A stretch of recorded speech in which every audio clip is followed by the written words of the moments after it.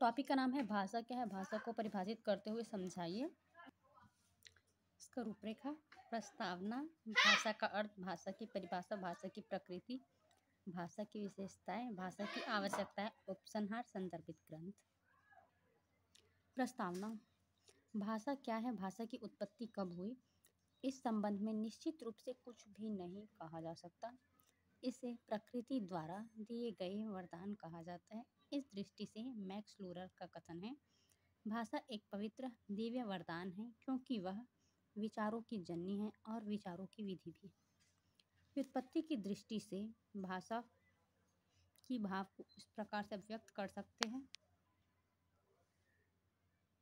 विचारों, भावों तथा कामनाओं को अभिव्यक्त करने की क्षमता रखने वाली वर्णनात्मक प्रतीकों की समष्टि को भाषा का नाम दिया जा सकता है। भाषा का अर्थ। भाषा शब्द की उत्पत्ति संस्कृत के भाष धातु से हुआ है जिसका अर्थ होता है बोलना। इस प्रकार इसका सामान्य अर्थ है अपने विचारों या भावों को प्रकट करना। भाषा सामान्य अर्थों में विचारों या भावों को आदान प्रदान करने का माध्यम है।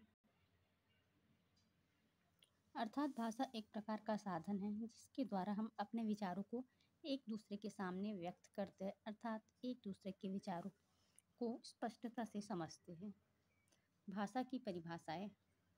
बाबू राम सक्सेना के अनुसार जिन ध्वनि चिन्हों द्वारा व्यक्ति विचार विनिमय करता है उसे भाषा कहते हैं। स्वेट के अनुसार ध्वन्यात्मक शब्दों द्वारा विचारों का प्रकटीकरण ही भाषा है। महर्षि पतंजलि के अनुसार भाषा वह व्यापार है जिसके माध्यम से हम वर्णनात्मक अथवा अव्यक्त शब्दों द्वारा अपने विचार प्रकट करते हैं। भाषा की प्रकृति। भाषा की प्रकृति अत्यंत सूक्ष्म है। भाषा की विवेचना करते हुए उसकी तुलना हिमशिला खंड से की जाती है।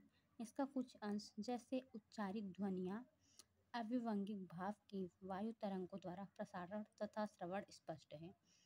भाषा संबंधित यह दृष्टिकोण भाषा को मूल प्रवृत्तियों से भिन्न स्वाभाविक प्रक्रिया मानता है जिसका प्रमुख कार्य मानव मन के अभावों की अभिव्यक्ति है। उपयुक्त परिभाषाओं के आधार पर भाषा की प्रकृति से संबंधित कुछ विशिष्टताएं स्पष्ट होती हैं। भाषा में ध्वनि प्रतीक ही प्रमुख है। भाषा की उच्चारण वाक् अवयवों द्वारा होता है। भाषा की उच्चारित रूप ही भाषा की वास्तविक प्रकृति का द्योतक है। भाषा एक व्याख्या है। भाषा में ध्वनियों तथा शब्दों का वाक्यों में निश्चित क्रम में प्रयोग होता है। नंबर 3, भाषा प्रकृति मूलतः सृजनात्मक है। मानव नवीन अभिव्यक्तियों तथा नवीन वाक्यों की रचना करने में समर्थ है। भाषा का अध्ययन तथा विश्लेषण संभव है। नंबर 5, भाषा का प्रयोग मानव समुदाय में होता है अतः भाषा समाज द्वारा नियंत्रित एवं स्वीकृत होती है। नंबर 6, भाषा का संस्कृति के साथ गहन संबंध है। नेक्स्ट है भाषा का महत्व। मानव जिस शक्ति से प्रगति के पथ पर अग्रसर हुआ है वह शक्ति भाषा की शक्ति है। संसार की अन्य प्राणियों के पास अपनी अपनी भाषाएं हैं परंतु विचार प्रधान भाषा केवल मानव के पास ही है। अन्य प्राणी जो भाव प्रकट करते हैं वे अस्थायी होते हैं। मानव अपने पूर्वजों के भाव, विचार तथा अनुभवों को सुरक्षित रखने में भाषा के द्वारा ही सफल हुआ है। भाषा विचार विनिमय का सर्वश्रेष्ठ साधन है। भाषा ही शिक्षा एवं ज्ञान का प्रमुख आधार है। लिपि की सहायता से भाषा में स्थायित्व आ गया है। बिना भाषा की शिक्षा व ज्ञान प्राप्त किया ही नहीं जा सकता। भाषा की विशेषताएं। पहला है भाषा सामाजिक संपत्ति है। भाषा सामाजिकरण का एक आयाम है। व्यक्ति जिस समाज में रहता है उसी की भाषा सीखता है। सेकंड, भाषा परंपरागत वस्तु है। भाषा का हस्तांतरण होता है। भाषा परंपरा से प्राप्त होने के साथ साथ अर्जित भी करनी पड़ती है। नंबर 3, यादृच्छिकता। यादृच्छिकता का अर्थ है जैसे इच्छा या माना हुआ। हमारी भाषा में किसी वस्तु या भाव का किसी शब्द के साथ सहज रूप स्वाभाविक संबंध नहीं है। वह समाज की इच्छा अनुसार माना हुआ संबंध है। यदि सहज स्वाभाविक संबंध होता तो सभी भाषाओं में एक वस्तु के लिए एक ही शब्द प्रयुक्त होता। नंबर 5, भाषा अर्जित संपत्ति है। भाषा का प्रयोग अर्जन और विकास तीनों ही समाज में होता है। नंबर 6, प्रतीकात्मक रूप। भाषा मौखिक तथा लिखित प्रतीकों, शब्दों, संकेतों एवं चिन्हों को समन्वित करती है।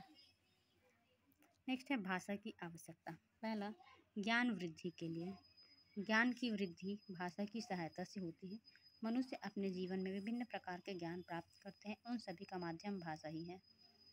नंबर 2, ज्ञान का संरक्षण करने के लिए।